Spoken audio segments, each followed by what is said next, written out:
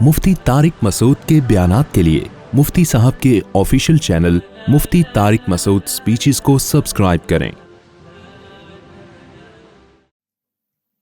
زہیر شاہ کراچی سے، مفتی صاحب میں نے غصے میں میری بیوی مجھ سے کہنے لگی مجھے طلاق دو، اور میں نے کہا میری طرف سے طلاق ہے تمہیں، پھر اس نے بولا مجھے طلاق دو، میں نے کہا میری طرف سے طلاق ہو گئی، سمجھو اب کیا میں رجوع کر سکتا ہوں اپنے والدین میں کیا طلاق؟ آپ نے جب پہلی دفعہ کہا نا میری طرف سے طلاق ہے تو اس سے ایک طلاق ہو گئی، جب اس نے دوبارہ کہا طلاق دو تو آپ نے کہا میری طرف سے ہو گئی، تو ہو گئی میں بظاہر یہی ہے کہ پہلی والی طلاق کو آپ نے اسی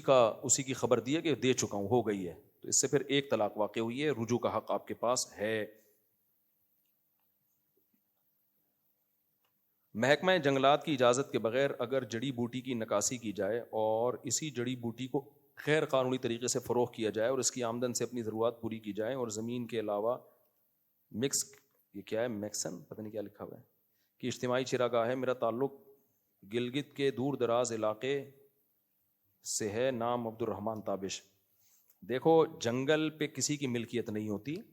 اگر جنگل سے کوئی جڑی بوٹیاں لایا ہے اس نے بیچا ہے تو آمدن حلال ہے، لیکن اگر گورنمنٹ کی طرف سے پابندی ہے تو یہ اللیگل ہونے کی وجہ سے ناجائز کام ہوگا،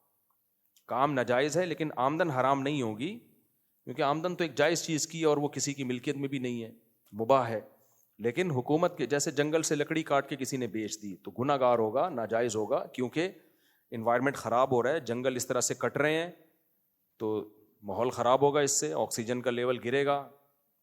اور پولوشن پھیلے گی، تو گورنمنٹ جب ایسے قوانین بناتی ہے سب انسانوں کے مفاد کو سامنے رکھ کے بناتی ہے۔ اب اس کی مثال دیکھو، جنگل میں شکار پر حکومتوں نے پابندیاں لگا، افریقہ ہم جاتے ہیں، اگر شکار پہ پابندیاں نہ ہوتی سب لوگ شیروں کو مار مار کے ختم کر چکے ہوتے، جنگلی حیات ہی ختم ہو چکی ہوتی، تو یہ خود انسانیت کے لیے نقصان دہ ہے۔ جنگل کے جانور بہت ساری انسانوں کی ایسی خدمت کر رہے ہیں جو ہمیں معلوم نہیں ہے، اگر سارے شیروں کو آپ مار دو گے نا تو ہرن اتنے پھیل جائیں گے وہ سارے جنگلات کھا کے ختم کر دیں گے، تو بین الاقوامی قوانین بنتے ہیں جنگلی حیات کی حفاظت کے لیے، حالانکہ شرعی طور پر تو جائز ہے شکار کرنا، آپ کسی بھی جانور کا بلا وجہ ظلم نہیں کرو، کھانے کے لیے کرو، اب لوگوں کو اجازت دیں تو سارے ہرن کھا کے ختم کر دیں گے، جب سارے ہرن ہی ختم ہو جائیں گے شیر کیا کھائے گا؟ شیر کیا کھائے گا؟ وہ بھوک سے تڑپ تڑپ کے مرے گا، جنگلی حیات ختم ہو جائے گی، بڑے مسائل، پوری زمین کا نظام برباد ہو جائے گا۔ تو اللہ نے انسانوں کو زمین کنٹرول میں لینے کی اجازت دی ہے، مینجمنٹ کی، انسان اپنی گروتھ ریشو کو کنٹرول نہیں کر سکتا، خوب سمجھ لو، کیونکہ انسان مقصود کائنات ہے، اس کی کنٹرولنگ اللہ کے ہاتھ میں ہے، اس لیے یہ برتھ کنٹرول اور یہ جو فیملی پلاننگ کے سسٹم چل رہے ہیں یہ خلاف شریعت ہیں، بھائی انسان مقصود کائنات ہے، اس کو کنٹرول اللہ کرے گا، یعنی اس کی گروتھ ریشو کو، اس کا ایک نظام بنایا ہوا اللہ تعالیٰ نے، اس میں دخل اندازی ٹھیک نہیں ہے، لیکن پوری کائنات اللہ نے انسان کے لیے مسخر کی ہے، تو وہ اپنے حساب سے کنٹرول کر سکتا ہے جانوروں کی، کہ بھئی اس جانور کی نسل بڑھ رہی ہے، جنگلی حیات کے لیے نقصان دہ، اس کو کم کرو، اس کی بڑھاؤ وغیرہ وغیرہ۔ جیسے فارمی مرغی، ہم نے مرغیاں اتنے انڈے دی نہیں تھی، ہم نے گن پوائنٹ پہ انڈا گیری شروع کروا دی مرغیوں سے، تو سائنس اتنی ترقی کرے گی، ہو سکتا ہے کل مرغے بھی انڈا دینا شروع کر دیں، خیر، تو اس لیے یہ جو لاز بنتے ہیں، قوانین بنتے ہیں، انسانوں کے فائدے کے لیے بنتے ہیں، تو اب جنگل کی لکڑیاں یا اس طرح سے چیزیں ختم ہوگی تو انسانوں ہی کو نقصان ہوگا، اس لیے یہ ناجائز بہرحال ہے، لیکن آمدن حرام نہیں ہے۔ آمدن اس لیے حرام نہیں ہے کہ بھئی فی نفسی ہی تو وہ جو چیز بیچ رہا ہے وہ جائز چیز ہے، تو غلط عمل ہے، ہر غلط عمل کی آمدن حرام۔ اسمگلنگ کی دیکھ لو نا، اسمگلنگ ایک ناجائز چیز ہے، ملک کو نقصان ہوتا ہے، لیکن اسمگلر جو پروڈکٹ لا کے بیچتا ہے اس کی ارننگ اس کے لیے حلال ہوتی ہے، کیونکہ پروڈکٹ اپنے پیسوں سے خریدی ہے اس نے،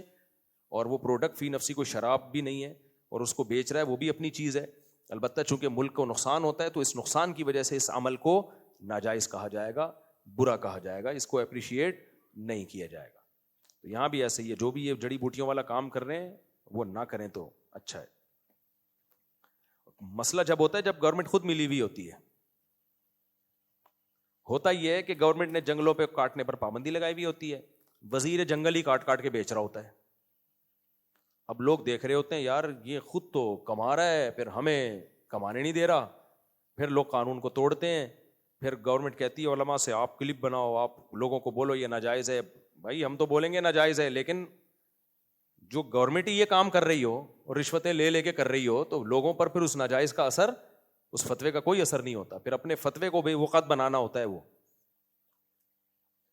ہمارے گھر والے. اسی طرح بعض علاقوں میں اسمگلنگ ہوتی ہے, حکومتیں کہتی ہیں آپ لوگ بولو یہ ناجائز ہے. بھائی آلٹرنیٹ کیا ہے آپ کے پاس اس کا؟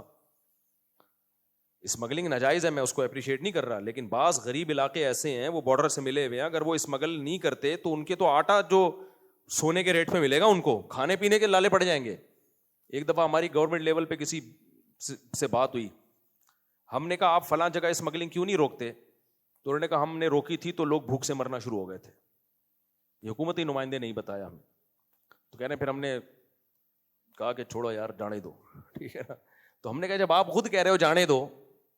ہم بولیں کہ نہیں جانے دو, تو لوگ مفتیوں سے بدگمان نہیں ہو جائیں گے.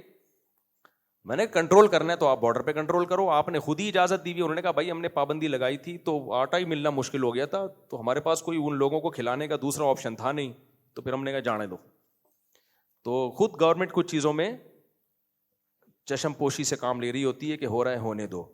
تو اس موقع پہ ان جگہوں پہ ہم سے یہ فتویٰ نکلوانا کہ ناجائز ہے تو یہ غلط ہے. ہمارے فتوے کی 2 ٹکے کی حیثیت نہیں رہے گی. لوگ بولیں گے حکومت نے گزرنے دے رہی ہے اور ادھر سے حکومت کہہ رہی ہے اسمگلنگ ناجائز ہے. تو بھائی اسٹیبل کنٹریز جو ہوتے ہیں نا وہ ایک لا پہ چلتے ہیں. یہ نہیں ہوتا اس بارڈر کے لیے اصول کچھ اور ہے, اس بارڈر کے لیے اصول کچھ اور ہے, اس والے کھانچے کے لیے اصول کچھ اور ہے, ادھر والے کھانچے کے لیے, تو پھر اس سے علماء کا فتویٰ بدنام ہوتا ہے, تو لوگ علماء سے بدگمان ہوتے ہیں. اس لیے پھر ہم گورنمنٹ سے کہتے ہیں جو انتظامی چیزیں اس میں آپ کنٹرول کر سکتے ہو تو کرو میرے بھائی. ہمیں قربانی کا بکرا, اب دیکھو کنڈا ناجائز ہے نا, اصل مسئلہ تو یہی ہے, لیکن کراچی میں پورے علاقے کس پہ چل رہے ہیں؟ کنڈے پہ. جو علاقے چل رہے ہیں, اب ویسے گورنمنٹ کہتی ہے کنڈا ناجائز ہے, تو بھائی یہ تو تمہیں سب کو پتا ہے سارا کنڈا چل رہا ہے. وہ کہتے ہیں اگر ہم کنڈا نکال لیں تو ہمارا کنڈا نکل جائے گا, بجلی نہیں ہوگی. گورنمنٹ نے خود ہی ان گھروں سے 500-500 روپے باندھے ہوئے کہ الیکٹرک والوں نے. تو اس میں بڑے مسائل ہوتے ہیں, اس لیے ایسی چیزوں میں ہم پھر حکومت سے کہتے ہیں بھائی آپ خود کنٹرول کرو. ہم تو ایک جنرلی ایک اصول بیان کر دیتے ہیں کہ کنڈا ناجائز ہے, اس کے لیے کنڈا ناجائز ہے ہم یہ نہیں کہیں گے بھائی اس کی کیا مجبوری ہے, کس علاقے میں رہتا ہے یہ ہمیں نہیں پتا. تو اسمگلنگ ناجائز ہے, فلاں شخص کے لیے ناجائز ہے یہ میں نہیں کہوں گا, مجھے کیا پتا اس کی کیا مجبوری ہے, اور بارڈر پہ آپ نے خود ہی کھانچے کھولے ہوئے ہوں. تو اس لیے ہم اصول بیان کرتے ہیں کہ اسمگلنگ بھی ناجائز, کنڈا بھی ناجائز, لیکن وسیم بھائی کے لیے کنڈا ناجائز ہے یہ وسیم بھائی جانے, گورنمنٹ جانے, ٹھیک ہے.